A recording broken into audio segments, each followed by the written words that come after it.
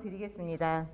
저는 여기 보시면 대전 심포니 오케스트라 협동조합입니다. 저희가 요새 오케스트라들은 사실 음악가들은 굉장히 모래알 같은 사람들이에요. 각자 일하고 각자 살고 혼자 있는 거 좋아하고 뭐 그런 사람들이 좀 많아가지고, 근데 이제 세상이 워낙 이제 어려워지니까 예술가들도 뭐 유럽에는 벌써 많이들 그렇게 하는데 모여서 연주 활동을 하는 팀들이 많아지고, 그래서 저희 한국에도 좀 몇 팀 있습니다. 아직은 많지는 않고요. 그래서 저희가 대전에서는 거의 최초로 협동조합 형태로 오케스트라를 만든 팀이고요. 저는 이사장 심재현이라고 합니다. 반갑습니다. 네, 문을 닫겠습니다.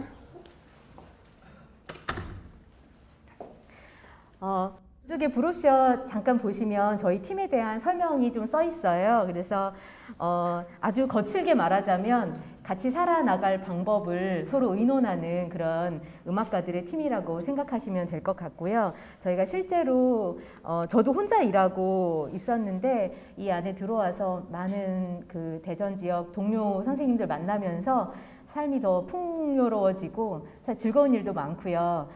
이렇게 사업도 저희가 하게 되고, 그래서 너무 좋은 일들이 오히려 많아서 열심히 이제 진행해 나가려고 합니다. 오늘은 이제 제목에서 보시는 바와 같이 저희가 음악의 시작이라는 건 사실은 이제 역사를 얘기할 가능성이 굉장히 높지요. 그래서 아주 유구한 그 서양 음악사의 그 흐름을 바탕으로 그 안에서 이제 인간들이 어떻게 하고 음악이 어떻게 발전하고 우리의 관계가 어떤지 그런 얘기들 그냥 평범하게 해 나가 보려고 합니다. 저희가 이제 팬데믹이 들어오면서 사실은 무대가 굉장히 당연했었거든요, 저희들한테. 근데 특히 관악기, 저는 플룻 하는 사람인데요. 관악기 주자들은 스트링들은 마스크 쓰고 조금 시작이 되었었어요. 그랬는데 저희들은 마지막까지도 마스크를 벗지 말아야 되니까, 그래서 못하는 경우가 많아지면서 뭐 무대를 뺏긴다 하는 그런 상실감까지 있었기 때문에 이렇게 다시 활동이 재개되고 이런 순간들이 굉장히 소중합니다. 그러면서 뭐 예전에 뭐 스탈린 시대 소련이라든지 뭐 중국 같은 데서는 여전히 예술 활동 같은 게 굉장히 어려웠었잖아요. 저희가 그런 것들을 조금 느끼게 됐다고, 약간 경험했다고 할까요? 그러면서 이 음악이 나의 삶에 얼마나 중요했는지에 대해서 사실은 다시 느껴보는 시간이 되었었던 것 같아요. 그래서 더 즐거운 마음으로 하루하루를 요새 좀 살아나가고 있습니다. 조심해야 되긴 하지만요. 자, 일단은 저희가 제가 이 사업을 따려고 여기에 면접을 왔었어요. 그랬더니 어려운 사람들이 뭘 어려워할 것 같네요, 클래식 음악에 대해서. 그래서 제가 추상성일 거라고 대답을 했습니다. 뭐냐면 미술 같은 거 눈으로 볼 수 있죠. 글도 다 읽고 우리가 이해할 수 있는데 음악은 시간이 흐르면서 얼른 지나가 버리고, 그 다음에 나는 귀로 아직 캐치 못한 것들, 정보들이 너무 많고 그런 어려움이 있어서 그야말로 우리가 진입장벽이 높다고 하죠. 클래식 음악에 대해서는 많이들 그렇게 생각하고 좋아하셔서 여기 모여 계시겠지만 여전히 어떤 부분에서는 이거 내가 잘 모르는데, 뭐 어려운데, 나 이런 거 싫은데 라고 생각하실 수도 있는 부분들이 있는 것 같아요. 근데 제가 어느 심리학 강의를 들었는데 새로운 것을 만나는 그 시간들은 그 심리학적으로 또 뇌에다가 굉장히 큰 자극을 줘서 오히려 다른 방면, 그러니까 자기의 직장이라든지 아니면 다른 삶에서의 그야말로 창의력을 높여준다고 하더라고요. 그래서 저는 이번 그 10번의 수업들이 여러분께 그런 시간이 되었으면 하는 바람으로 이 수업들을 좀 준비해 봤습니다. 자, 우리 클래식 음악하면 이제 사실은 훨씬 더 뭐 조금 다른 프로그램이었다면 저희가 오늘 이렇게 수강하러 오시는 분들이 더 많이 오셨을 수도 있어요. 근데 아무래도 클래식 음악이라는 한정적인 어떤 그 예술, 좀 어렵다라고 느끼는 그 예술이니까 아마 조금 더 모집이 어려웠을 거라고 저는 생각을 합니다. 홍보면에서도요. 하지만 그래서 우리가 또 클래식 음악 하면 가지고 있는 편견들이 있거든요. 뭐냐면 좀 세련됐어요. 그렇죠? 뭐 좀 공부한 사람들이 보는 거 듣는 음악 같고, 좀 예쁘게 차려입고 가야 될 것 같고, 그 다음에 이거를 다 알면 교양이 생길 것 같아요. 근데 이거가 맞는 말이기도 합니다. 그런데 브루디에인가요? 뭐 이렇게 프랑스의 사회학자가 있대요. 근데 그 사람이 이 세련됨, 우아함, 교양 이 세 가지 단어는 문화로 사람을 지배하는 단어라고 하더라고요. 좋은 것 같고 굉장히 쓸모 있는 단어고 아주 아름다운 단어인데 결국에 이걸 통해서 사람들을 지배하고 너희들 이거를 위해서 공부를 하고 아니면 규칙을 지키고 이런 어떤 그래서 문화 지배 혹은 지배 문화 이렇게 얘기를 한다고 하더라고요. 저도 이번에 공부하면서 새로이 알게 된 내용이 있는데 그래서 우리가 이런 거에 대해서 조금 저희 딸내미가 중2병을 겪고 있는 엄마인데요. 지금 저희 딸내미가 딱 그래요. 제가 음악 얘기하면 완전히 막 자기는 자기가 좋아하는 음악을 듣겠다며 엄마는 엄마 삶을 살으라고 저한테 그렇게 얘기를 하거든요. 그러니까 그렇게 아이들이 멀어지더라고요. 음악을 좋아했었는데 그래서 그 친구가 알려준 게 넘사벽이라는 거예요. 그 제가 야 넘을 수 없는 벽이면 넘수벽이지 왜 넘사벽이니 그런데 넘사벽이 진짜 그 단어를 아시는 분 계신가요 혹시? 이게 넘을 수 없는 4차원의 벽이래요. 그러니까 정말 아예 못 넘는 거죠. 노력해도 안 되는 그런 벽이라는 말이라고 하더라고요. 저한테 알려줬어요. 그것도 모르냐며. 그 다음에 저한테 맨날 하는 말 올드해요. 엄마는 그런 얘기 올드하다 그렇게 얘기하고 지루하다고도 얘기하고 아들은 그냥 자러 옵니다. 그리고 용돈 받아요. 제가 음악회 같이 가주면 뭐 1,000원 줄게 이렇게 해서 데려가는데 그냥 저는 음악회장에서라도 그냥 거기서 박수 칠 때 박수 치다가 졸리면 자라 그 경험이라도 가지라고 데리고 다니기는 합니다만 약간 좀 그렇게 치사하죠 좀. 근데 이 모든 단어 위에 제가 너무 좋아하는 단어가 한 가지가 있습니다. 클래식 음악에서 있는 단어인데요. 바로 그게 위로라는 단어입니다. 음악으로 위로를 받는 경험들은 분명히 있는데 저희 전공하는 사람들한테는 직업으로 이걸 가진 사람들한테는 사실은 위로가 되는 일이 별로 없어요. 이걸로 경쟁을 하고 이걸로 밥을 먹고 살고 어떤 학교를 들어가기 위해서 어마어마하게 청춘을 갈아 넣고 뭐 이런 일들이 먼저 생각나지 위로라는 생각은 잘 안 드는데 제가 제 경험을 살짝 얘기를 다음 네. 제가 여기를 조금 어둡게 불을 끌.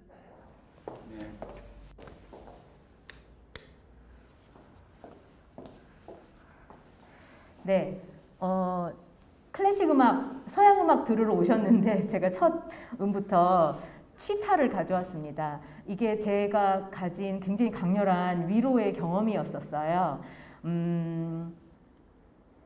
일단 제가 치타를 이 음악을 이제 듣고 이거를 여러분께 같이 나누기 위해서 유튜브에 치타 이제 다운로드 받아서 편집하려고 치타를 썼단 말이에요. 그랬더니 그토록 BTS가 나오더라고요. BTS가 대치타를 자기네 노래에 가져다가 노래를 하나 만들고서는 막 나라 안팎으로 막 래퍼들이 막 칭찬을 하고 난리가 났었어요.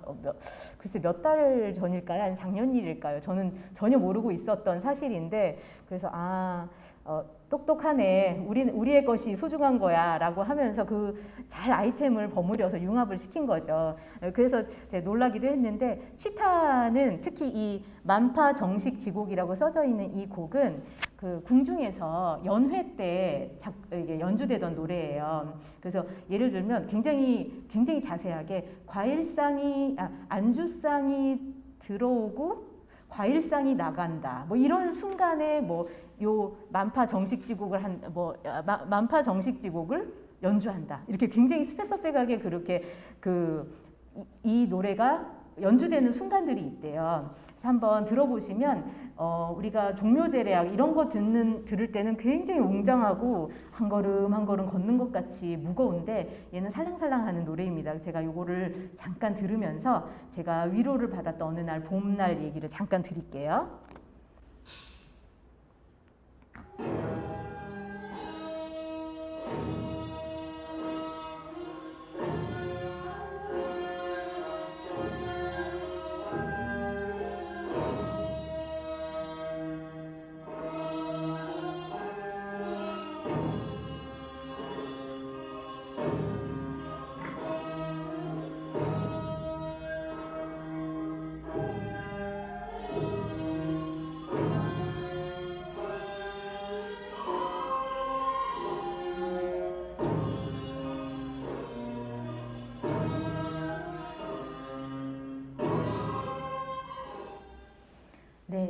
제가 한 지금 22년이죠. 10년 전에 일도 진짜 많이 하고 있었고 지금 남편이 됐지만 남자친구는 저 멀리 공부하러 어디 갔고요.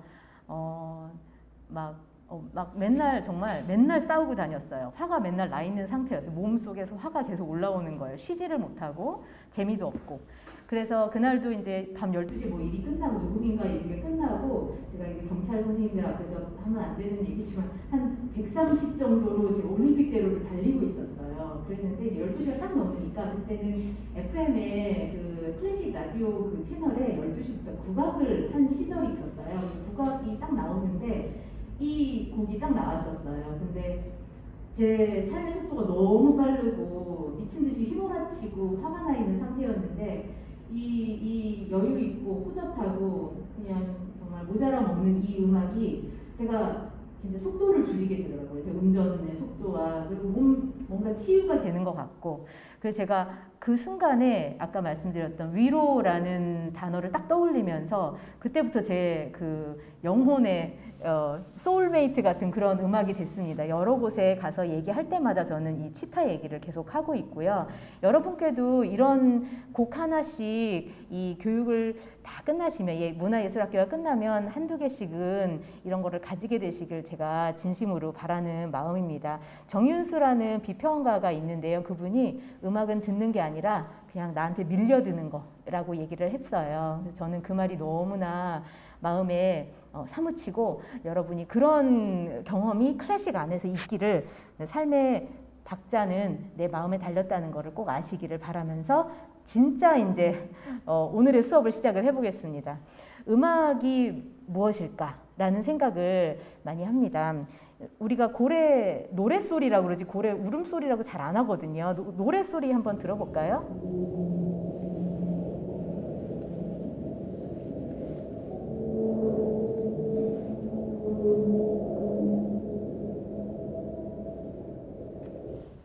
네, 이게 바닷속 저 해저에서 이제 채취한 그야말로 녹음한 고래의 노랫소리입니다. 또 우리가 노래라고 말하는 게 새의 노래가 있잖아요. 한번 들어보실게요.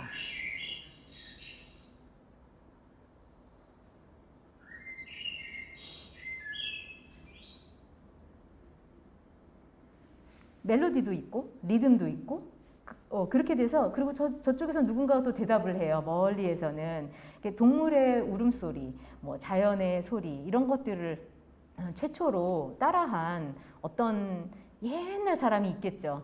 거의 헐벗고 다니던 어떤 그런 사람이 있었겠죠. 그 사람을 저는 이제 감히 인류 최초의 예술가라고 부르고 싶은데 우리가 처음에는 어떤 그런 모방으로 시작이 되었을 거고요. 그다음 차차로 인류가 이제 두뇌의 발전이 있으면서 요거는 선사시대 동굴벽화입니다. 한 1만 년에서 8천 년 정도 전에 불가리아에 지금 기적적으로 동굴이라는 거는 햇빛과 바람이 거의 없으니까 사실은 이런 것들이 보존이 잘 된대요. 그래서 공동생활의 한 부분으로서의 음악이 이제 보이는데 한번 저기를 보시면 동그랗게 머리 위로 이렇게 손을 올린 사람이 있어요. 제사장이라고 무당일 거라고 추측되는 사람이고요. 그 밑에 북과 뭐 피리, 그 다음에 어떤 거는 화살이라고도 얘기하고 동물들이 있고요. 그래서 결국에는 옛날에 선사시대 때 내일 우리 죽지 않고 큰 동물 잡게 해주세요 하는 어떤 그런 제사를 하늘에 지냄으로써 아니면 천둥 쳤는데 너무 무서워요 살려주세요 이런 것들에 대한 우리 잘못했습니다 착하게 살게요 이런 마음이 있었겠죠. 그래서 그런 거를 통한 마음을 이제 제사와 음악과 춤이 그 속에 분명히 있었을 것이고 그것이 이제 인류의 어떤 음악의 시작일 거라고 음악학자들은 얘기를 하고 있습니다. 선사시대가 이제 흘러가고 아주 긴 시간이었겠죠. 저는 한 장의 슬라이드로 그냥 끝냈지만 아주 긴 시간이 흘러가고 고대 국가들이 이제 들어서게 됩니다.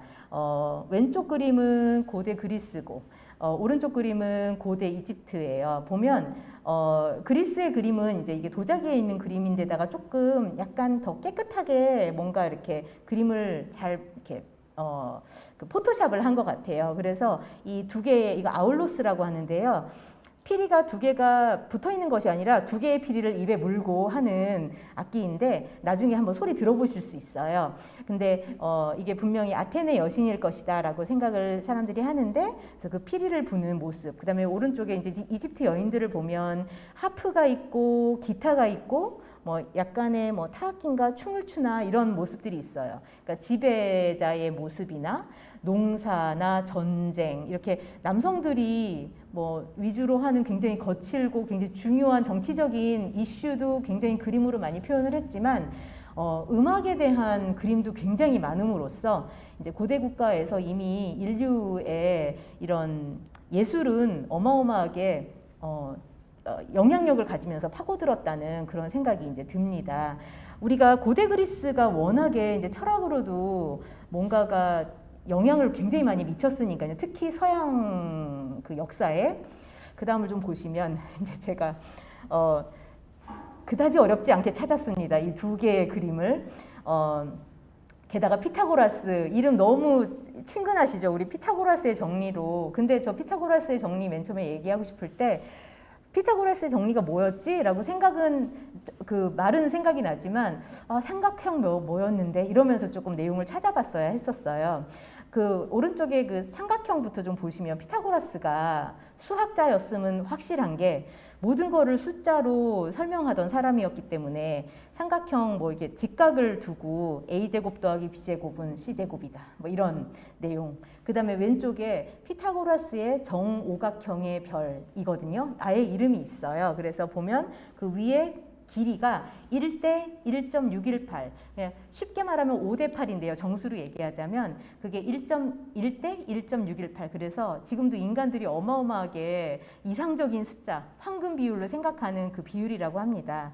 이토록 이제 피타고라스는 수학자였고, 제가 이제 음악 시간에 가져온 거 보면 음악가였을 거예요, 분명히. 그리고 천문학자였고, 옛날에 수학자가 천문학도 같이 했으니까요. 그 다음에 종교까지 피타고라스교가 심지어 있었고요. 밀교였어요. 조금 비밀리에 움직이는. 그 나중에 살해당했다고 그 어떤 그 비밀스러운 부분들 때문에 얘기를 하는데, 이 피타고라스는 수를 통해서 음악에 대해서 설명할 수 있는 사람이었었어요. 그래서 이렇게 피타고라스에 대한 얘기를 제가 길게 하는 이유는 피타고라스가 굉장한 걸 이제 발견하게 됩니다. 이제 길을 걷던 피타고라스가 대장간을 지나가는데요. 망치로 그 쇠를 여러 사람이 같은 쇠를 다 같이 돌아가면서 치는 소리를 들었던 거예요. 그런데 거기에 뭔가 보통 때는 그냥 땡땡 하던 그런 소리였는데 그날따라 화음이 들렸던 거예요. 거기서 음악가였으니까 소리에 민감했었기 때문에 그거를 캐치를 하고 당장 대장간을 달려가서 무슨 일인가 한번 본 거예요. 그랬는데 그냥 평범한 망치질이었었고, 근데 이제 워낙에 똑똑한 사람이었으니까 망치의 다름을 본 거예요. 어떤 망치는 좀 크고 어떤 망치는 좀 작고. 근데 보니까 이제 그걸 또 숫자로 이제 피타고라스 정리를 했어요. 제일 큰 망치를 10이라고 하고 12. 그 다음에 제일 작은 망치를 6이라고 하면 6하고 12 망치가 두 개가 치면 도도 이런 옥타브가 딱 나는 거예요. 그 다음에 중간 망치 두 개가 있었는데 그 하나는 8이었고 하나는 9였나 그랬어요. 그러면은 8짜리 망치하고 12짜리 망치가 같이 치면 8, 9, 10, 11, 12 5도 화음 도, 솔 이게 나고요.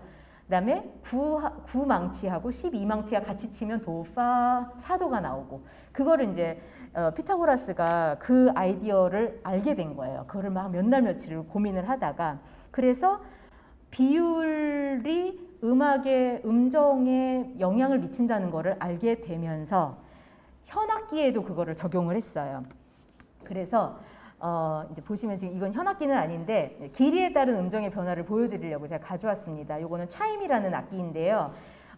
당연히 예상하시는 것처럼 길이가 길어지면 음정은 낮아지고 길이가 짧아지면 음정은 높아지는데요. 이거를 사실 다른 사람이 아니라 피타고라스가 그 아이디어를 착안하고 이론적으로 다 정리를 해가지고 남겨놓은 거예요, 기록으로. 그래서 이거를 바탕으로 피타고라스는 피타고라스 음계까지 만들게 됩니다. 한번 길이에 따라서 어떤 소리들이 나는지 한번 보시겠어요?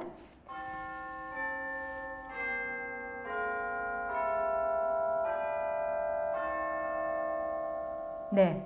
차임벨, 이거 오케스트라 같은 데서 그 교회 종소리 같은 효과를 주기 때문에 굉장히 많이 쓰이는, 지금 보시면 같은 망치로 다른 길이를 쳤을 때 음정이 있고, 피타고라스가 대장간에서 만난 거는 같은 길이를 치는데 다른 무게를 쳤기 때문에 또 음정의 차이가 있고, 이런 부분을 이제 피타고라스가 정리를 한 거예요. 너무 깊이 들어가면 복잡하기 때문에 일단은 이 정도까지 하고, 이런 거를 바탕으로 고대 그리스에서 어떤 음악이 들렸는지, 음악의 소리를 한번 들어보시면 조금 더 이해가 되실 것 같아요.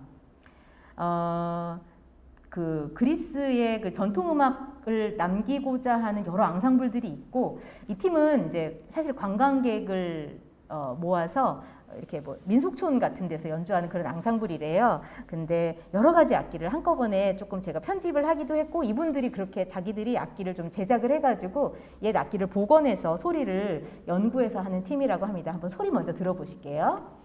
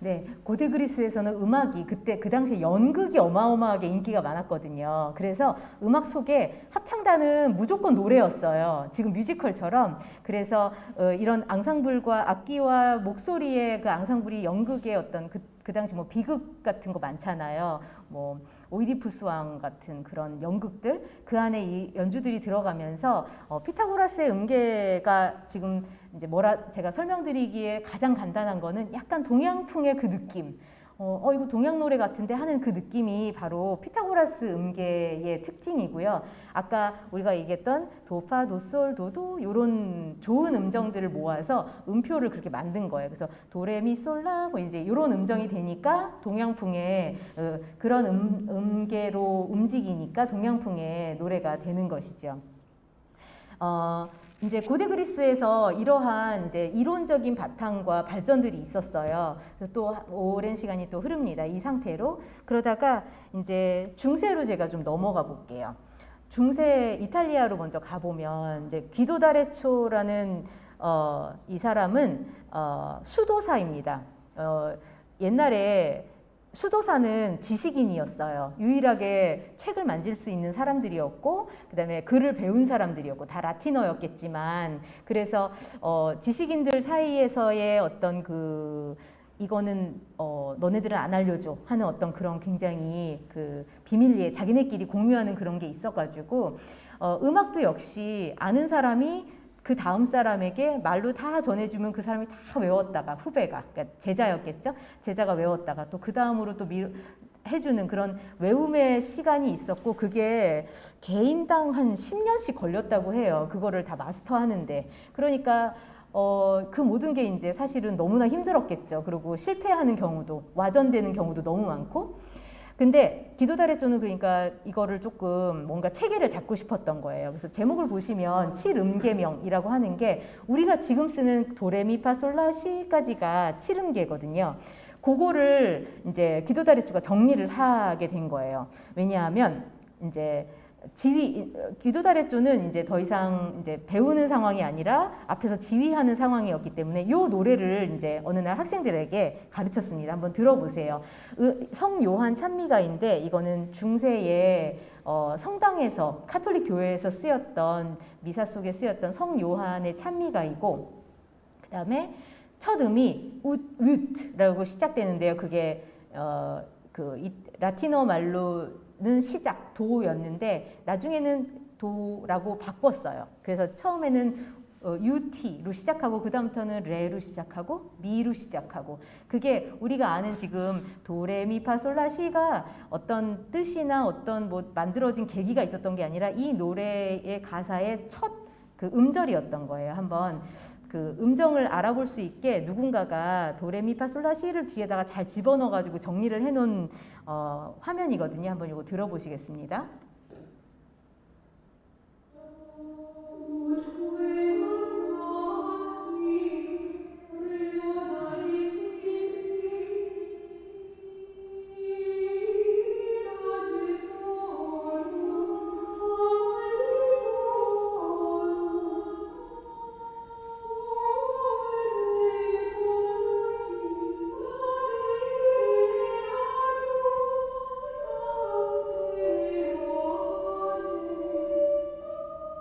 네, 이 노래가 그냥 우연히 한 음씩 올라가게 된 거를 이걸 갖고 내가 선법, 그러니까 음계를 하나 만들어서 학생들에게 자, 미로 시작하자. 그러면 다들 외우고 있는 그 음으로 시작하는 거예요. 그거를 따로 막 이렇게 설명할 필요 없이, 외울 필요 없이 자, 미로 시작해 라고 하면 보시다시피 지금 잠깐 보셨지만 아직 악보가 없는 시절이었어요. 그렇기 때문에 이 모든 게 다 머릿속에 있어야 됐었기 때문에 너무 어려웠었던 거죠. 그래서 이 곡을 바탕으로 도레미파솔라시에 대한 아이디어가 생긴 다음에 기도다레쪼가 그 다음에 이 일을 합니다.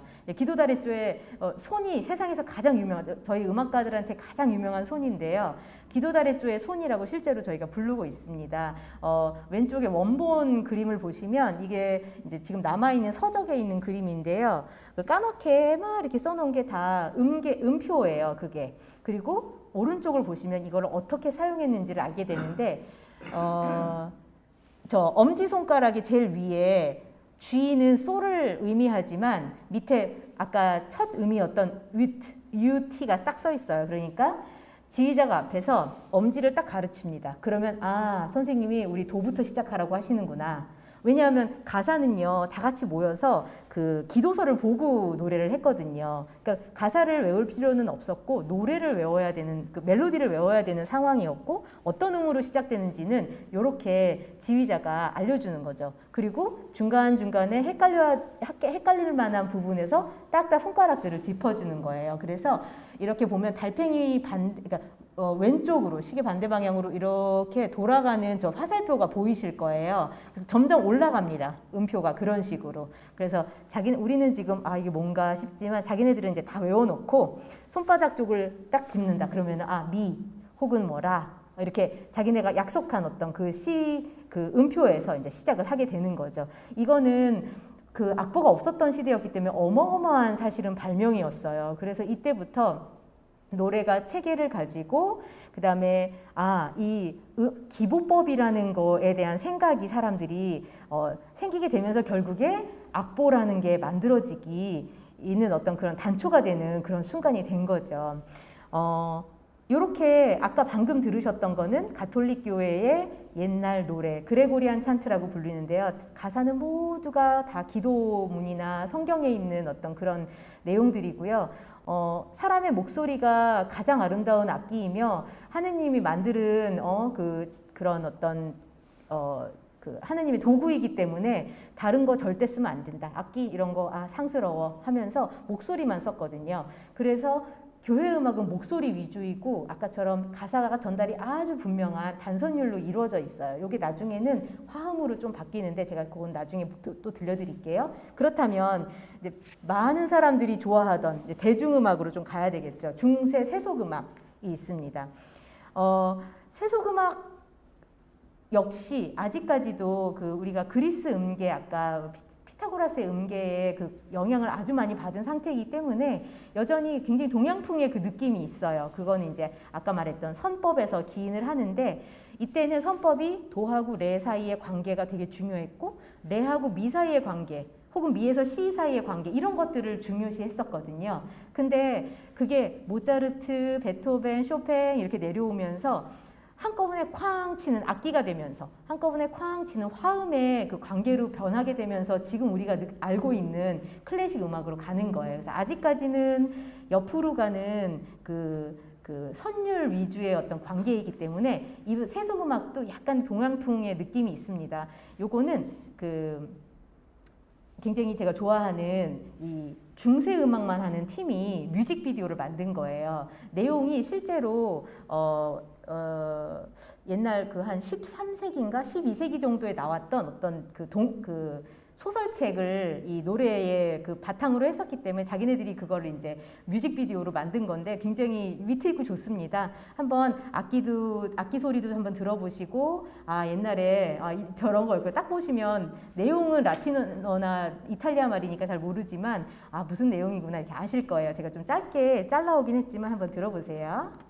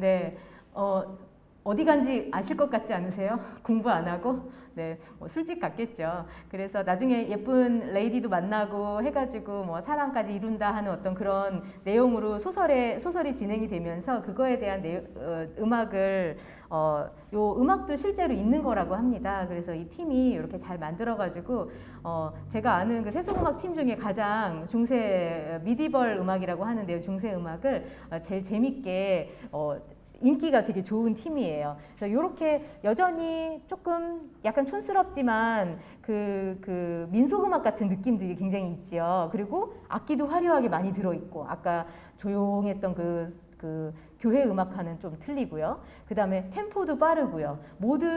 그래서 우리도 지금 사실 대중음악 템포 같은 거 뭐랄까요? 이게 지루함을 없애려고 굉장히 노력하잖아요. 클래식 음악은 지루함도 그 한 가지야라고 얘기를 자꾸 하지만 대중음악은 대중이 싫어하신다면야 굳이 하면서 그거를 잘라내는 면들이 있고 역시나 이 당시에도 세속음악은 사람들이 좋아하는 어떤 그런 춤출 수 있는 어떤 그런 멜로디였던 것 같아요. 그래서 이제 중세 음악이 요 정도의 어떤 이제 발전 상황을 쭉 이제 보입니다. 우리가 사실은 중세가 언제까지지라고 생각을 하면요, 종교개혁이라고 생각이 나실 거예요. 마틴 루터 경이 독일에서 그 종교개혁을 이룹니다. 교황이 죄를 내가 사하고 돈을 내야 되고 이런 일들이 있었잖아요. 그래서 그런 거에 대한 이제 반박문을 내면서 종교개혁이 결국에는 중세가 끝나고 그 다음에 그 뒤에 근대가 시작되는 그 기점이라고 말을 하거든요. 우리가 생각하는 우리의 근대는 저기 그 일제시대 조금 전부터 정도 아니야? 라고 우리나라는 그렇게 생각을 하는데 서양 예술사, 서양 음악사에서는 이미 요때가, 그러니까 이 중세 다음에는 르네상스가 이제 시작이 되거든요. 그러니까 르네상스 시대 전까지를 중세라고 얘기하고 바로 근대라고 얘기를 합니다. 그러면서 이제 종교개혁이 일어나요. 종교개혁은 결국에는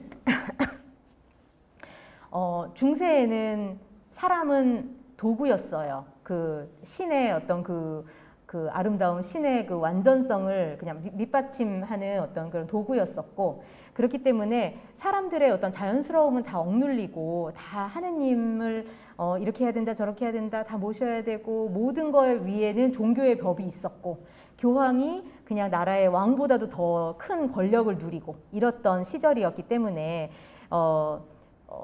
그 많은 사람들이 또 뭐 마녀나 뭐 마법사 이런 걸로 몰려서 그냥 바로 화형당하기도 하고 뭐 여러 가지 그냥 그런 일들이 마지막엔 좀 심하게 있었죠. 근데 이 종교개혁을 통해서 이렇게 억눌렸던 인간성, 그 다음에 자연스러움 이런 걸 찾자 하면서 어떤 시대가 다시 소환되어 오냐면요. 아까 우리가 얘기했던 고대 그리스, 고대의 로마, 이 시대가 다시 소환이 됩니다. 우리가 지금 굉장히 짧은 시간 동안 이것들을 쭈루룩 얘기했기 때문에 사실은 그거 얼마 안 된 얘기 아닌가 하지만 그 시대 텀마다 수백 년의 그 시간들을 갖고 있거든요. 그래서 그리스 로마 문화가 거의 사람들이 모르고 중세의 수백 년 동안 완전히 단절돼 있다가 막 아까 보셨던 그 자연스러운 막 드레스의 모양, 사람들 거의 그 올림픽 하는 그림들, 도자기 이런 것들에 대한 이제 아름다움에 눈뜨기 시작하면서 우리도 중요한 사람이야. 거기서는 신들도 인간도 굉장히 동등했잖아요. 그리스 시대에는 서로 잘못도 하고 서로 용서하기도 하고 서로 사랑하기도 하면서, 그렇기 때문에 다시 그런 아이디어들이 들어오기 시작한 거예요. 그래서 이 당시에 심지어 1517년 종교의 종교개혁이 있었는데요. 이때 인간을 우주의 중심으로 이미 규정을 했다는 거죠. 사실은 저 사실 되게 깜짝 놀랐는데 벌써? 막 이러면서 근데 이제 종교의 힘이라는 거는 사람들 머릿속에 엄청 세뇌돼 있잖아요. 그러니까 그 영향력을 완전히 벗어나기는 굉장히 어려운 일이었기 때문에 종교개혁이 있다 하더라도 그거는 지식인들 사이의 이야기였고, 사람들은 여전히 주일이면 교회를 가고 신부님이 하는 얘기가 법이다라고 생각하면서 그렇게 순박한 사람들은 살았던 것이고, 지식인들은 인간을 우주의 중심으로 규정을 하면서 이때부터 우리가 이런 것도 할 수 있고 하면서 어떤 근대적인 아이디어들이 막 그때부터 나오기 시작합니다. 우리나라는 제가 찾아보니까 요게 이제 14세기거든요. 1517년이니까 14세기인데 아니 1393년 14세기의 끝 무렵에, 그러니까 1500년 되기 전에 우리나라는 그때 조선을 건국한 시점이었었어요. 그러니까 약간 이게 시차가 조금 있지만 거의 맞물려서 르네상스가 시작되는 어떤 그 태동의 시기에 우리나라는 조선으로 넘어가는 시기였대요. 그렇게 생각하면 조금 시간의 감각이 조금 오는 것 같기도 해요. 그래서 우리나라 역시 고려시대 때 문무의 문신에 대한 어떤 굉장히 차별이 심하고 나중에 부패도 만연하고 그랬었잖아요. 이런 것들을 뒤엎은 사건이 이성계의 위화도 회군이었고, 그래서 그거를 통해서 새로운 나라가 탄생을 하게 됐는데, 르네상스 시대 역시 어떤 그런 중세의 그런 것들을 악법을 다 없애고자 하는 어떤 그런 종교적인 어떤 마인드에서 시작이 됐습니다. 이 종교는 결국에는 모르겠어요. 요새도 계속 모든 전쟁은 종교로 기인한 거라고 누구는 그렇게 얘기를 하는데, 인간이 만든 부분이기 때문에 그냥 그 신이나 이런 그 어떤 그 이론적인 면하고는 또 실생활에서 우리가 느끼는 종교의 어떤 그런 무게감은 조금 틀리다고 생각이 듭니다. 여튼 이제 르네상스 시대의 그림을 이제 잠깐 보시면 조금 더 미켈란젤로, 색깔이 벌써 되게 틀리죠. 미켈란젤로의 아담의 창조가 왼쪽 그림이고요. 그다음에 오른쪽이 천재 다빈치의 모나리자입니다. 르네상스 시대 이 두 천재 말고도 어마어마한 천재들이 많았는데 그들을 너무나 공통적으로 후원했던 집안이 바로 피렌체의 메디치 가문이에요. 지금은 제가 알기로 메디치 TV가 있어요. 그래가지고 예술을 그거를 통해서 예술 방송, 그래서 거기에 나오는 게 그 예술가들의 굉장히 큰 어떤 굉장히 중요한 프로필이 될 정도로 아직까지도 문화 예술에 대한 어떤 그 지금은 사업이긴 하겠지만 옛날 같은 후원은, 메디치는 중간에 그 손이 끊겨서 가문 자체는 중간에 끊기고 피렌체의 그 모든 재산을 다 후원으로 자기네들이 가지고 있던 모든 미술품과 건물과 뭐 수도원, 교회, 궁전 이런 것들을 다 환원을 하고, 그래서 지금 피렌체는 그런 것들 모든 것들을 이제 자기네들의 관광 산업과 그다음에 뭐 그 미술관 이런 것들로 막 쓰고 있죠. 그래도 어마어마한 아마 그 안에서도 수익들이 있을 것 같아요. 근데 그 메디치 가문이 이제 피렌체의 아주 부유한 상인 가문이었고 공부를 그렇게 많이 시켰대요. 자제들에게 예술 공부. 그래서 안목을 키우고 그 안목 안에서 사실은 예술가가 모이는 곳은 언제나 돈이 모이거든요. 돈이 없이 예술을 할 수가 없기 때문에 심지어 메디치 가문의 뭐 결혼, 뭐 프랑스 왕가와의 결혼 뭐 이런 것들로 발레도 생기고 오페라도 생기고 그러면서 이제 르네상스 시대의 꽃을 피우는 정말 대단한 가문이었어요. 그러니까 우리가 이렇게 서양 음악사에서 보기에는 변방인 우리나라에서조차 메디치 하는 이유가 바로 그 어마어마한 후원과 높고 넓은 안목의 그 리더들의 어떤 역할들이 있었기 때문인 것 같아요. 요새는 후원하면 사실은 우리 티켓을 사서 연주에 오시고 하는 모든 그런 음악의 애호가들을 저희가 이제 후원자라고 얘기를 합니다. 그래서 지금 이제 잠깐 여기까지 얘기를 드리면서 우리가 잠깐 쉴 건데요. 후원이라는 거는 저도 이제 예술단체를 이끌다 보니까 나라에서도 후원을 받고 개인적으로도 뭐 아니면 기업체 후원을 받고 이런 것들을 하는데 대중예술을 하는 분들은 너네 너무 뻔뻔스럽게 자꾸 후원하는 거 아니냐. 돈이 필요하지만 우리처럼 그거를 다시 돈으로 벌어들일 수 있는 그런 일들이 되어야 되지 않느냐라고 얘기를 하시는데 근데 또 다른 편에서는 이렇게 얘기를 하신대요.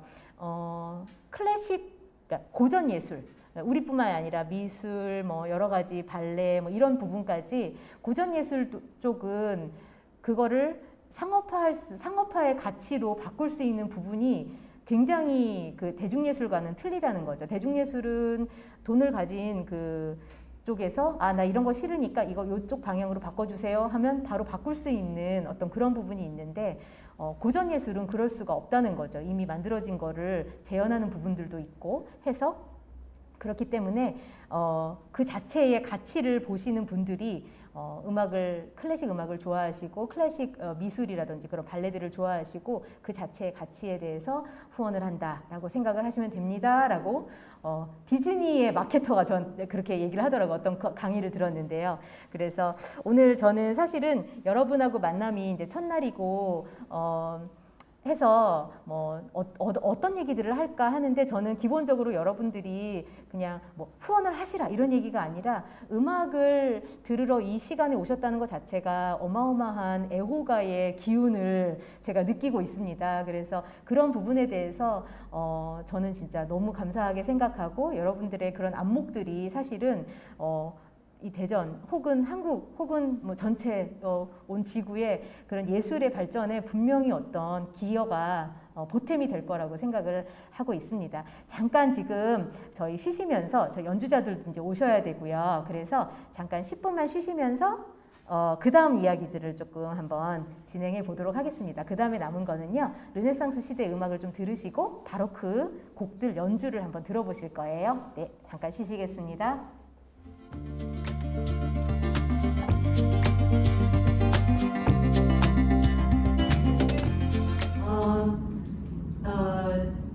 바로크로 아직 저희가 안 갔어요. 사실은 지금 바로크 시대라고 써있긴 한데 르네상스의 초기였고 아직 르네상스 음악 듣지도 않았는데 앞에 너무나 악기가 버젓이 계시잖아요. 이게 저희 가까이 가지도 못하고요. 막 그러는 악기인데 챔발로 혹은 하프시코드 이렇게 부릅니다.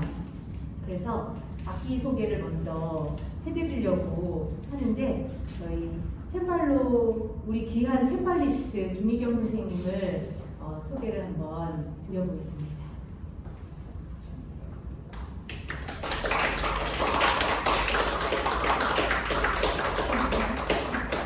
안녕하세요.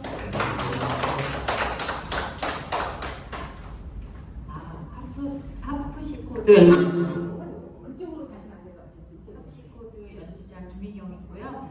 앞에 보시는 이 악기는 바로크 시대의 피아노라고 보시면 돼요. 그래서 바로크 시대는 1600년부터 1750년까지 약 150년간이고 우리나라로 이제 조선시대에 해당되는 그 시대인데요. 그 시대의 귀족 문화 안에서 이제 활동을 했던 악기예요. 그래서 아까 이제 선생님께서 저한테 질문을 많이 하셨는데 그 당시에는 오르간 또는 하프시코드 딱 두 가지가 있었어요. 그래서 선생님들 아시는 바흐 때 가장 많이 연주를 했고 이제 모차르트 아시죠? 모차르트 시대의 악기가 이제 소멸이 돼요. 그러면서 이제 하머 클라비오라 그래서 해머가 생긴 피아노가 생기기 시작했거든요. 그래서 이 하프시코드는 나라별로 발전을 하기도 했고 또 지역마다 약간 변형이 있었는데요. 지금 앞에 보시는 이 악기는 플링미시 악기라고 해서 네덜란드 쪽에서 이제 많이 연주했던 악기 스타일이에요. 그래서 제 악기는 이제 오스트리아에서 온 악기고요. 궁금하신 거는 이제 앞에 보시면 더 도움이 되실 텐데 건반이 한 단짜리도 있고 두 단짜리도 있고 되게 여러 종류의 악기가 있어요. 앞에 보시는 이 악기는 다리가 굉장히 휘어져 있죠.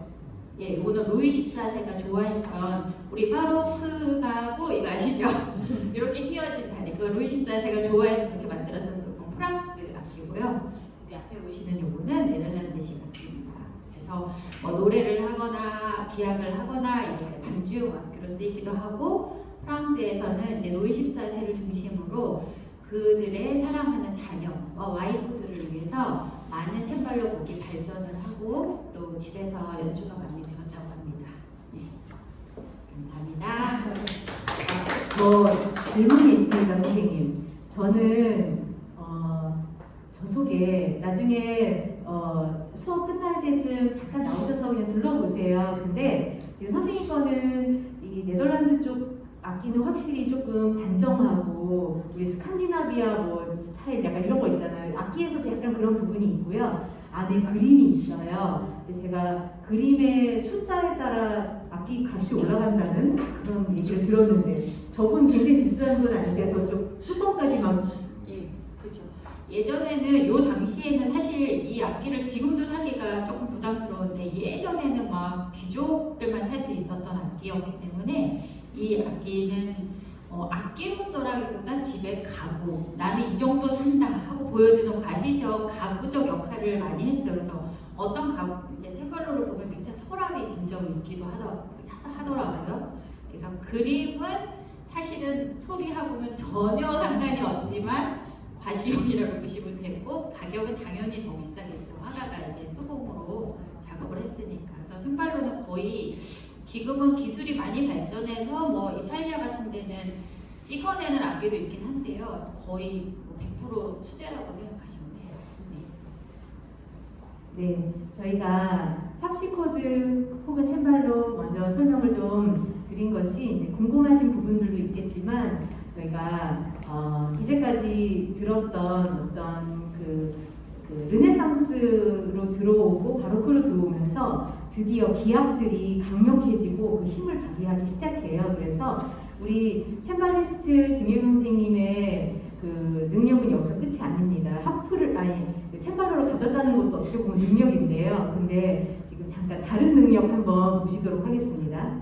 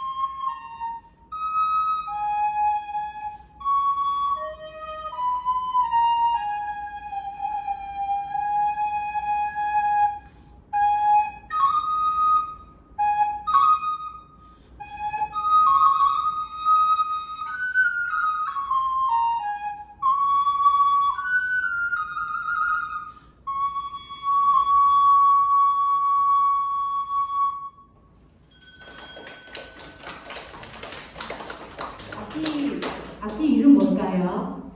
필이 그렇죠. 피리. 큰 이름으로 피리. 조금 작은 이름으로는 뭔가 더 자세한 이름. 네.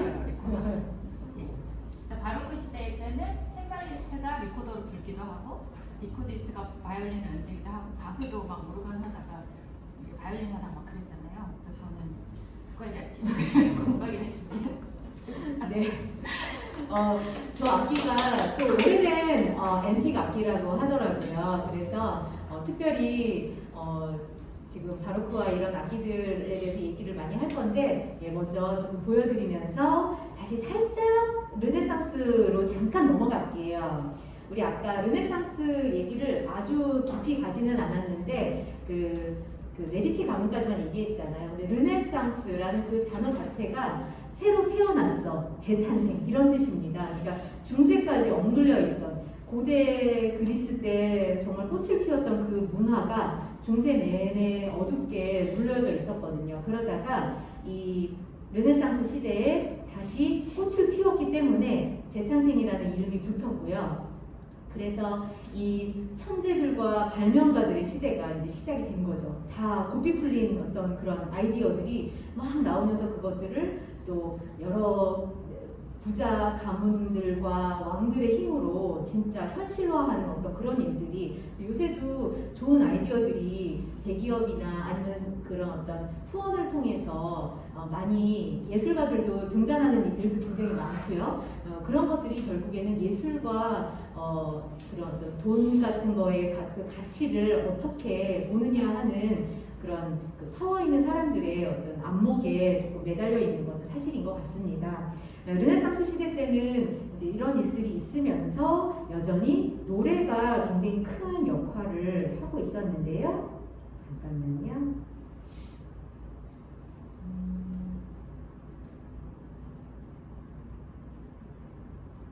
잠깐 이거를 껐다가 켜야 될 것 같아요.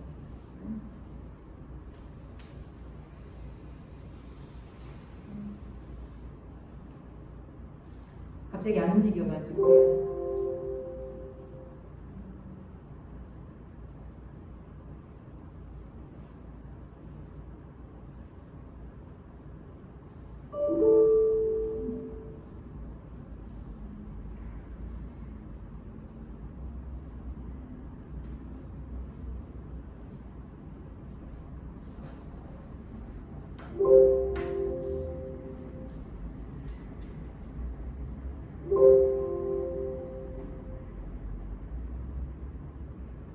아이고 죄송합니다. 잠깐만 이거 좀 해놓고 좀 해볼게요. 선생님께서 하실 동안 제가 사실은 바로크 막 하면서 요거 연주해드리려 했는데 잠깐 연주해드릴게요. 감사합니다. 제가 아까 연주했던 거는요, 그러니까 프랑스어 코프랭에 어떻게 들으셨는지 모르겠는데 사랑을 속삭이는 밤 깨꼬리였어요. 깨꼬리처럼 들으셨나 모르겠는데 두 번째 연주할 곡은 요한 세바스티안 바흐의 두 번째 부인이었던 안나 막달레나. 그러니까 너무 어리고 예쁘고 너무 사랑스러운 내 아내를 위해서 미뉴엣을 작곡했는데 들으시면 다 아실 곡입니다. 그렇습니다.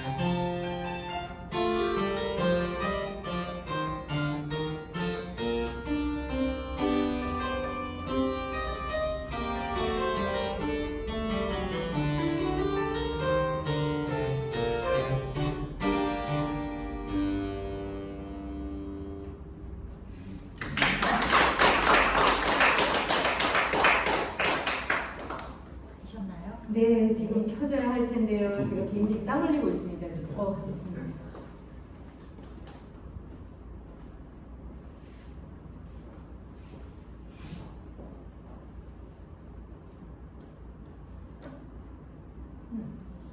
네. 아휴, 다행입니다. 네. 르네상스 시대 여전히 노래가 굉장히 중요한 부분을 차지하고 있습니다. 작곡가도 사실은 우리가 아는 그 옛날 작곡가라고 생각하는 사람들 아직도 태어나지도 않은 상태고요. 이때는 다른 작곡가들이 이제 세상을 주름잡고 있었는데 저는 특별히 장캥이라는 작곡가를 이제 데려왔습니다. 노래가 이 당시가 노래 스타일이 어땠냐면 아까 우리 김희경 선생님이 어떤 새 나이팅게일이었나요, 선생님? 꾀꼬리. 네. 꾀꼬리를 따라한 음악을 이제 들으셨잖아요. 뭔가 아까 우리 맨 처음에 고래 소리 따라하고 새 소리 따라하고 이랬던 음악가들의 그 아이디어가 여전히 이때 나옵니다. 그래서 표제 음악이라고 우리가 그러는데요. 제목과 연결돼서 그 제목을 알 수 있는 음악을 이제 연주를 하는 거예요. 근데 얘는 간단하게 새 이런 게 아니라 이제 전쟁입니다. 그러면 이제 우리가 생각할 수 있는 모든 것들이 있겠죠. 막 돌이 날아다니고 칼싸움 소리 탱탱하면서 칼싸움 할 거고 온갖 고함 소리 들리고 마지막에는 막 이제 이거 프랑스 노래예요. 그래서 빅토아라고 마지막에 빅토리를 외치는 순간이 딱 나오면 우리 모두 그 가사를 알지 못해도 승리했구나를 딱 파악하게 되는 그 음악의 순간들이 있습니다. 이게 되게 긴데 제가 뒤쪽에 그래도 좀 길게 편집해오긴 했는데요. 전쟁의 그 소리들을 한번 들으시면서 오히려 그 베토벤 시대나 이때 절대 음악의 시대가 있거든요. 정말 음악이 음악 그 자체로 존재하던 그 시대랑은 굉장히 틀리게 음악의 어떤 그런 효과라든지 음악의 기능들이 분명히 있었던 것 같아요. 그래서 장캥의 전쟁이라는 노래 한번 들으시면서 르네상스 시대가 이렇게 돌아가는구나. 특별히 좀 더 즐거운 무대를 위한 음악을 작곡한 작곡가들이 좀 있었고요. 한번 들어보시겠습니다. 1937년에 작곡했다고 해요. 네, 들어보겠습니다.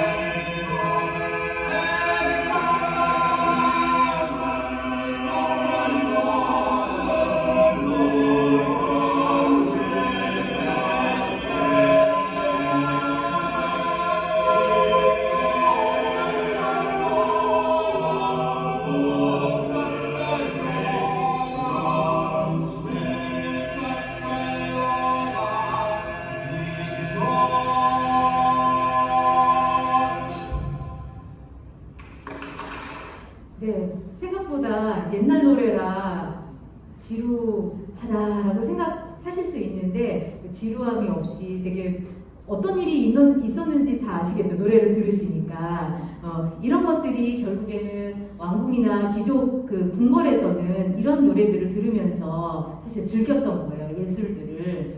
그랬는데 여전히 아까도 말씀드렸듯이 종교의 힘은 여전히 이제 작용하고 있습니다. 우리가 또 르네상스 시대의 이런 즐거운 그 궁궐에서의 음악을 들으셨으니까 다음은 거의 르네상스 시대의 마지막에 있었던 인물인데요. 팔레스트리나라는 사람이 있는데 이 사람은 종교 음악을 엄청나게 작곡을 많이 했었고요. 세속음악 혹은 무대를 위한 음악들은 악기도 많이 쓰고 아까 들으셨지만 막 목소리들끼리 막 부딪혀도 그런 것들에 대한 아랑곳하지 않았어요. 작곡가들이 즉 오히려 어떤 이론들이 성립되기 전이었기 때문에 이런 진행은 안 돼, 뭐 이런 것들이 없었기 때문에 그냥 효과를 위한 어떤 음악의 진행이 있었을 뿐이었고 그래서 어떤 때는 너무 산만해지거나 너무 좀 복잡하게 돌아가기도 해서 팔레스트리나가 이제 이게 르네상스 후기에 노래를 종교개혁이 벌써 있었잖아요. 그러니까 노래를 작곡할 때는 가사가 클리어하게 잘 들려서 진짜 기도하는 마음이 될 수 있게 하라 하는 그 윗사람들의 지시가 있기도 했었고 본인의 어떤 그런 음악적 스타일도 있었고 해서 그 하느님의 어린 양이라는 아니우스 데이라는 곡을 이제 제가 대표적으로 하나 가지고 왔는데요. 화성이 생기기는 했습니다만 굉장히 심플하고 그 교회에서 좋아하는 화성들이 있어요. 이제 교회의 그 이론에 따르면 성부, 성자, 성령 이렇게 세 명이잖아요. 그 삼위가 있는데 그 삼 때문에 삼도화음 뭐 이런 거가 좋다 이렇게 이론적으로 얘기해 놓은 것들이 있기 때문에 그런 것들을 통해서 작곡을 해놓은 곡들입니다. 한번 들어보시겠습니다.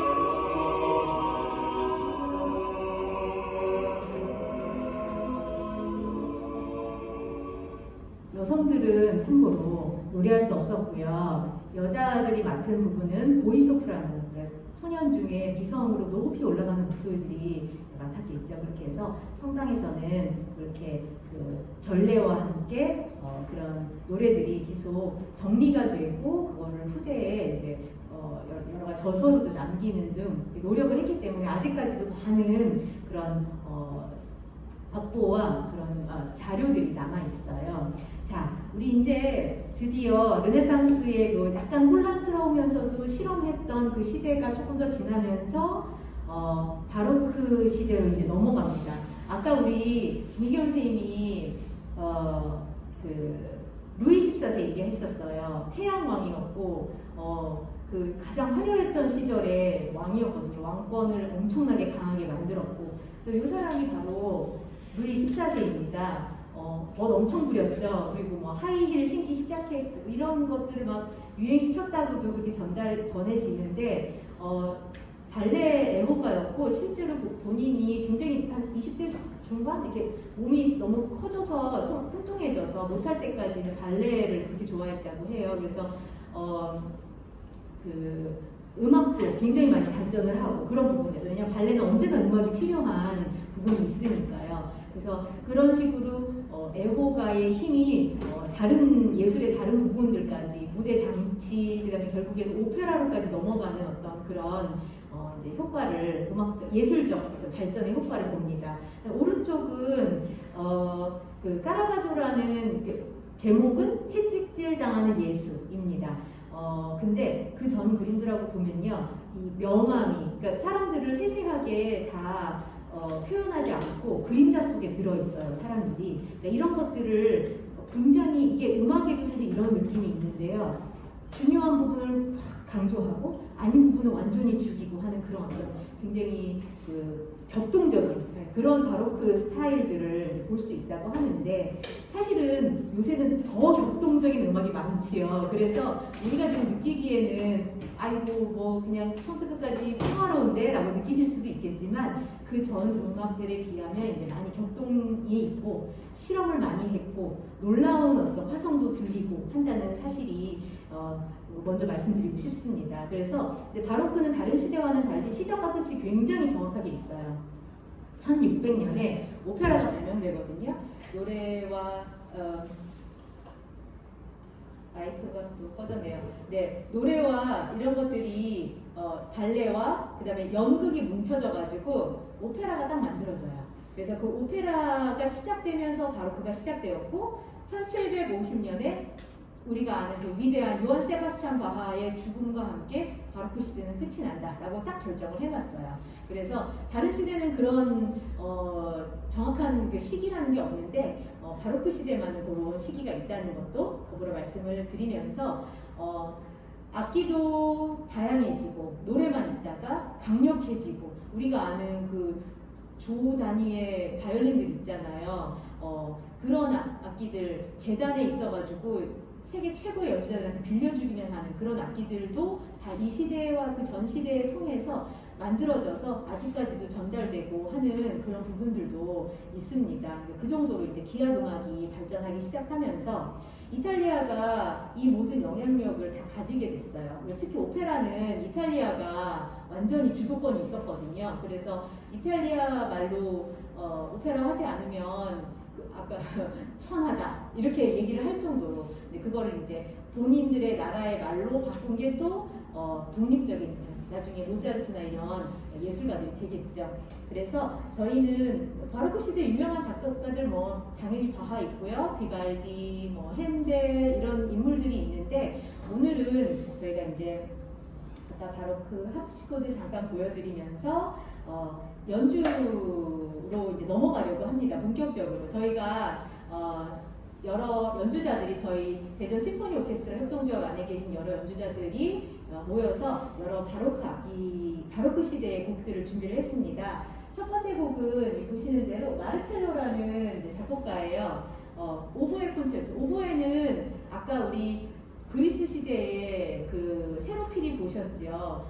그 거기로부터 이제 기인하여 발전된 악기라는 어떤 그런 설이 있는, 그러니까 오래된 사실 역사로 보면 오래된 악기죠. 그래서 그 오보에가 솔로가 되는 바로크 콘체르토를 한번 들어보시도록 하겠습니다. 일단은 저희 연주자들 먼저 한번 모시도록 할게요. 나오실까요, 선생님? 오보에는 저 꽁다리 위에 있는, 죄송합니다. 위에 있는 리드가 있습니다. 선생님 잠깐 얘기해 주실 수 있을까요? 네, 이 리드라는 대나무예요. 근데 이거를 사실 대나무를 동그랗게 돼 있죠. 근데 그거를 얇게 재단해서 겹리드로 두 개의 낱개의 면이 떨려서 소리가 나는 그런 장치고요. 이 장치를 통해서 저희가 바람을 내서 소리를 낼 수가 있어요. 이거는 전선이 하나밖에 없어요. 제가 깎은 거예요.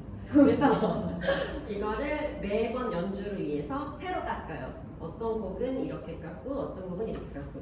사실 나무라는 게 생명이잖아요. 그래서 리드가 안 좋다가도 연주 전에 너 좋아져야 돼 이렇게 하면 정말 좋아져요. 마음을 담아서. 그래서 그만큼 좀 예민하고 좀 다루기 힘든 그렇게 생긴 리드입니다. 이걸 통해서 바람을 불어서 우리 떨림으로 악기 소리를 내요.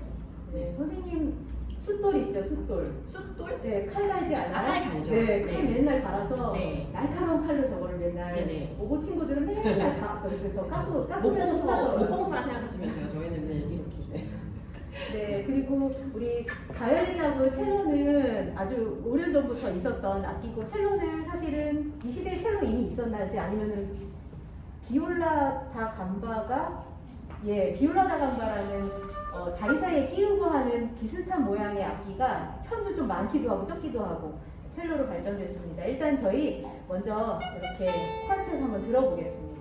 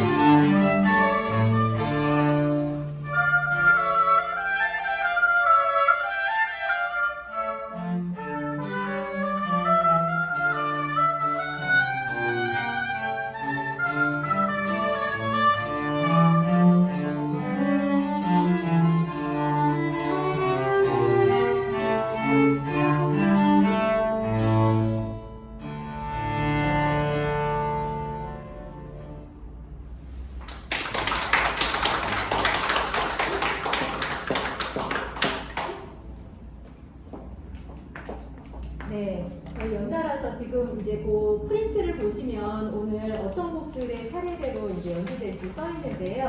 두 번째는 텔레만의 파리 콜텟입니다. 텔레만이 파리 콜텟이라는 이름으로 6개의 곡을 세트를 만들었어요. 사실은 뭐 텔레만이 했다는 하지 않고 이제 그걸 정리한 사람들이 했다는 얘기가 있는데요. 여튼 요 세트에 6개 들어있는 것 중에 6번의 5악장입니다. 요거는 보면 옛날에는요, 콜텟 그러면 4개의 악기가 연주를 하는 거거든요.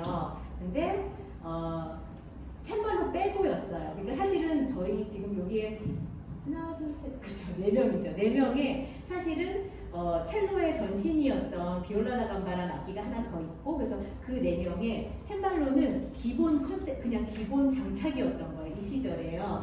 그래서 콜텟 그러면은 5명의 연주자가 사실은 있어야 되는 건데, 이제 저희는 비올라 다 감바 연주자를 찾기도 너무 어렵고, 대전에는 일단 안 계십니다. 그렇죠? 그래서 요새는 그래도 젊은 연주자들이 한두 명씩 공부를 끝내고 들어오고 있어요. 그래서 아주 귀하게 몇 분 계시긴 한데 저희만으로도 좀 충분하게 되어서 오늘은 이렇게 4명이서 연주를 하도록 하겠습니다.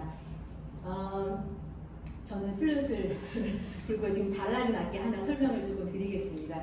플룻은 워낙 어릴 때부터 친구들, 아이들도 많이 연주하고 하는 악기여서, 근데 이제는 뭐 유명한 얘기죠. 메탈로 다 만들어져서 현대적인 악기가 됐지만 이 악기도 나무로, 오보에처럼 나무로 만들어졌고, 이런 키 같은 것도 다 없었어요. 이 시절에는 다 동그랗게 대금처럼 구멍만 있었고, 여기도 리플레이트라고 입술을 대는 데가 있는데 이것도 없이 그냥 그 맨 구멍이었었던 거예요. 대금하고 굉장히 흡사한 모양이었고, 훨씬 조금 더 두껍고, 그래서 소리가 나가는 어떤 그런 파워나 이런 것들이 좀 모자랐기 때문에 이제 18세기로 넘어오면서 이렇게 개량이 돼서 이 개량이 근데 너무 잘 된 거예요. 그래서 화려하게 저희는 그래서 열심히 연습해서 바이올린 곡이나 피아노 곡 자꾸 하려고 합니다. 플루티스트들이. 그 이유가 악기가 이제 점점 기량이 늘어나고 좋아졌기 때문에 더 어려운 곡들을 자꾸 이제 해서 악기를 시험해보고 싶은 마음들이 있는 거죠. 하지만 오늘은 저희는 옛날 악기, 그래서 편안하고 그 시절에 다른 도시에 간다는 거는, 텔레만은 독일 작곡가잖아요. 다른 도시에 간다는 거는 굉장히 큰 일이었고 오래 시간이 걸리는 일이었기 때문에 이런 그 다른 나라의 도시의 이름을 붙였다는 것 자체가 텔레만에게는 굉장한 어떤 그 인생의 좀 어떤 포인트가 되는 순간이지 않았을까, 그런 상상을 하면서 제가 파리 콜텟의 6번 연주를 해보겠습니다.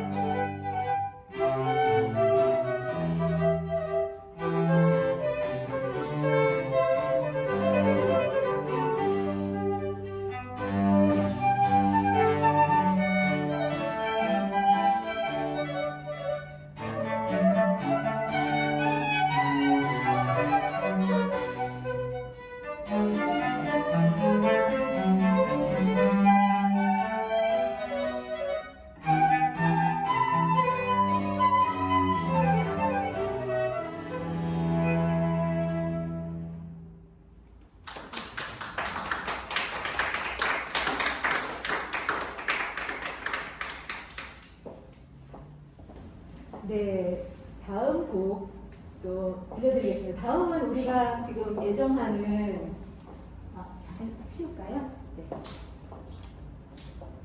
첼발로 솔로입니다. 선생님 프레임 얘기 잠깐 해주시겠어요? 제가 다음 연주할 곡은 이제 어려운 프로그램을 배웠는데 이제 경찰 선생님들이니까 많이 보셨어요. 바리게이트 많이 쓰시잖아요. 이 제목은 신비한 바리게이트라는 뜻이에요. 이게 음악하고 전혀 연관이 안 되는 듯한 제목이라는 걸 저는 처음 연주를 할 때 느꼈는데 이 속 숨겨져 있는 약간 이제 뭐라고 해야 되나 그 현실판 비화된 그 이야기를 이제 듣게 됐어요. 그 내용이 뭐냐면 당시 귀족의 여인들이 파티를 많이 하고 이제 화장을 짙게 하고 속눈썹을 길게 묻혔대요. 근데 이제 긴 속눈썹 안에 숨겨져 있는 그들의 사생활과 숨겨진 비밀들.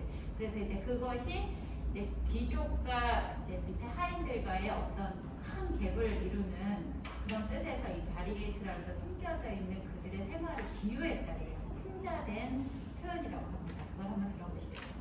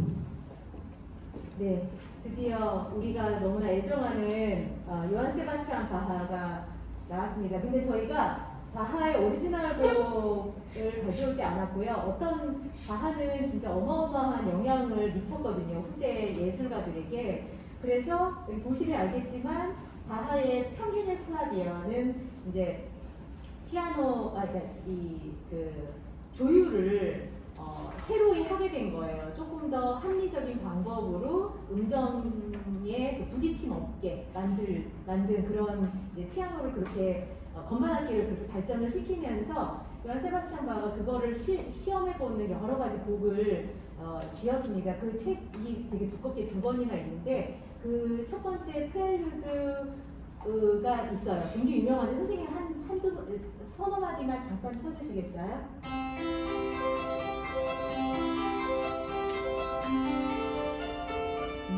네, 이 멜로디 너무 유명하죠. 이게 바하가 쓴 그 책 1권 중에 1번의 프렐류드입니다. 그리고 후대에 이제 1800년대 작곡가 구노가 여기에 아베마리아를 위에 붙여가지고 작곡을 하게 됩니다. 그리고 뭐 아까 저희 중2병 딸내미 얘기했지만 그 친구는 이게 바하곡인지도 모르고 저기 악동 뮤지션에 뭐 나오는 멜로디인데 그거를 엄마가 한다는 둥 뭐 그렇게 얘기를 하는데요. 그러니까 그런 식으로 가요에까지 굉장히 큰 영향을 미치고 전 세계 어떤 다른 팝음악에도 많이 쓰이고 그래서 그 2개가 같이 그러니까 다른 시대의 2 작곡가가 서로 협업을 한 곡으로 한번 들어보시겠습니다. 첼로의 이경민 선생님이십니다.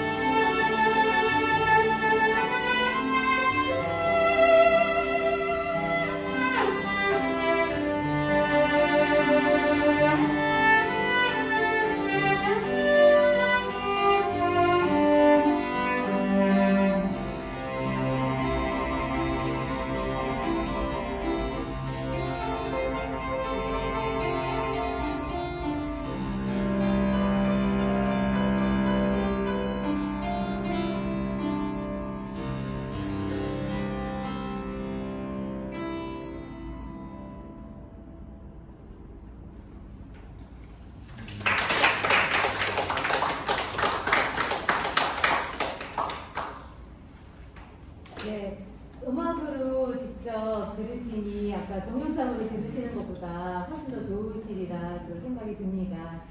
저희도 훨씬 더 가까워진 느낌도 들고요. 이제 바로크 시대에 이제 저희 연주의 마무리 곡이 이제 남았는데요. 캐논은 이 곡 역시 굉장히 유명한 곡인데 제가 이 곡이 워낙 유명한 곡이어서 가져오기도 했지만 캐논이라는 돌림 노래를 캐논이라고 하거든요. 돌림 노래에 대한 얘기 잠깐 말씀드리려고 합니다. 선생님들 나오시면서 제가 얘기할게요. 그 돌림 노래라는 거는 같은 음률을 조금씩 바꾸면서 계속해서 이제 움직이는 어떤 그런 거를 얘기를 하는데요. 이렇게 계속해서 돌리면서 변화시키는 그 모양 자체가 서양 음악이 곡을 4마디, 8마디의 그 멜로디 테마를 40분짜리 곡으로 바꾸는 그 비밀이에요. 바로 그게. 반복하고 조금 바꿔서 또 저렇게 반복하고 또 이렇게 바꿔서 다시 반복하고 하는 것이 서양 음악 나중에 1시간 넘는 심포니들도 다 그런 식으로 작곡이 되어서 만들어지는 게 그 작곡 비밀입니다, 사실은. 그래서 저희가 오늘은 그거에 굉장히 기초적인 어떤 하지만 너무나 유명하고 아름다운 멜로디를 가진 저희 파헬벨의 캐논으로 오늘 첫 번째 그 만남을 마무리를 하려고 합니다. 저희 한번 들어보시고 마지막 인사드리겠습니다.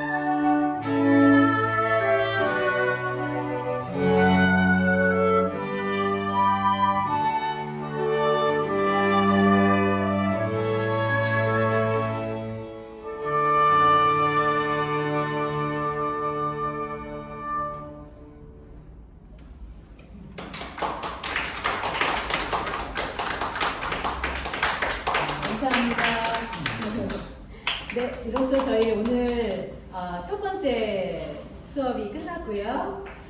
다음 주에는 잠깐 광고를 드리자면 김옥중 건축가님 모십니다. 그래서 화려한 PPT와 함께 저 같은 실수 안 하실 겁니다, 분명히. 그래서 듀오 ANU라고 바이올린하고 기타 듀오가 있으세요. 그래서 그 팀과 함께 그 오래된 세계적인 거장이 어머니를 위해서 온갖 화려한 걸 만들었던 사람이 아주 예쁜 오두막 하나를 만들어주면서 그 안에서의 엄마의 삶과 자신의 삶을 이렇게 반추해 볼 수 있는 어떤 그런 멋있는 강의가 있습니다. 어마어마하게 이걸로 전국을 누비시고 계신데 저희랑 약속이 되셔서 네, 다음 주에 정말 너무 좋은 시간 되실 겁니다. 죄송합니다. 다다음 주입니다. 다음 주가 저희 팀이 오페라가 있습니다. 그래서 오페라도 사실 지금 브로셔 저희가 나눠드린 거가 되게 재밌어요. 근데 현대 오페라라서 난해하다고 생각하면 또 난해한데 저는 너무 개인적으로 굉장히 재밌거든요. 기회 되시면 오셔도 좋고요. 13일이죠 그러면은. 네, 13일 날은 이제 다시 저희가 모이면서 건축가님의 멋있는 강의 들으시겠습니다. 그때까지 여러 가지로 건강하시고 그때 또 뵙겠습니다. 저도 다시 올게요. 감사합니다.